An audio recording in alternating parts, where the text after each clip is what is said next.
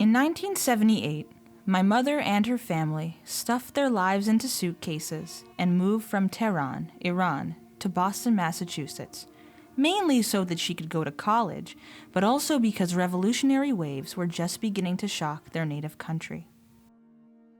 In 1979, Iran officially became an Islamic nation after Ruhollah Khomeini took power, and as her family is ethnically Armenian and therefore Christian, it would have been unwise for them to stay. While I grew up fully aware of my Armenian heritage, Iran just sort of hung in the background of my being, like an extra in a movie. My family told me about the events they lived through as children and teenagers. Prime Minister Mohammad Mossadegh being overthrown in 1953, the arrest of Ayatollah Ruhollah Khomeini in June 1963, the demonstrations in response to which were so dangerous that my mother's third birthday party was canceled. But perhaps the height of all the conflict was the Iranian hostage crisis of 1979, during which a group of Iranian college students, who were also Islamic militants, stormed the American embassy in Tehran and took 52 Americans hostage. This incident was probably the single defining moment of the entire conflict, as it was arguably the catalyst for the strained U.S.-Iran relations that persist even to this day. Americans were worried for their fellow countrymen who were trapped inside the embassy, and Iranians felt that America was the enemy. My parents told me all about what was going on in the news at that time, but I also heard about their everyday experiences that didn't make the news. Spending sleepless nights in their dorm rooms, trying to shed their accents, hearing slurs in the streets, all a result of the ignorance they faced from classmates and others who knew nothing about Iran other than what they'd been hearing on TV.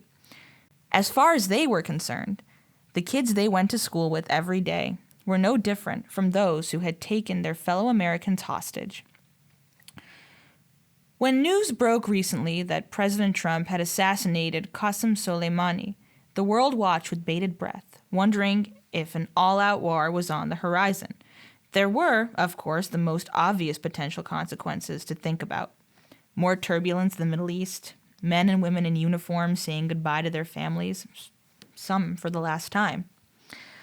But the ramifications of any choices our president might make would extend far beyond the battlefield. Recently, officials at the U.S.-Canada border began detaining Iranian Americans.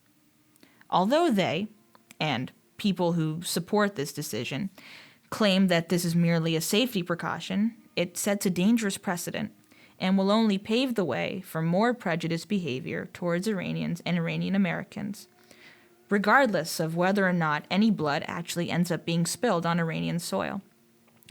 On January 9th, I stopped by the No War with Iran protests in Harvard Square, where hundreds of people braved the bitter cold to dissent against our current administration's actions in the Middle East, and asked a couple of attendees about their thoughts on the matter.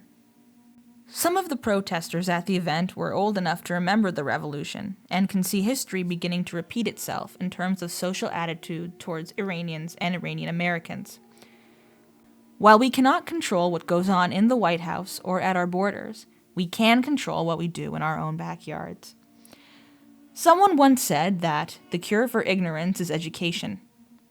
If you do not know any Iranians or Iranian Americans and are unfamiliar with their culture, getting to know them personally or simply taking the time to read up on their history can put any misconceptions to rest.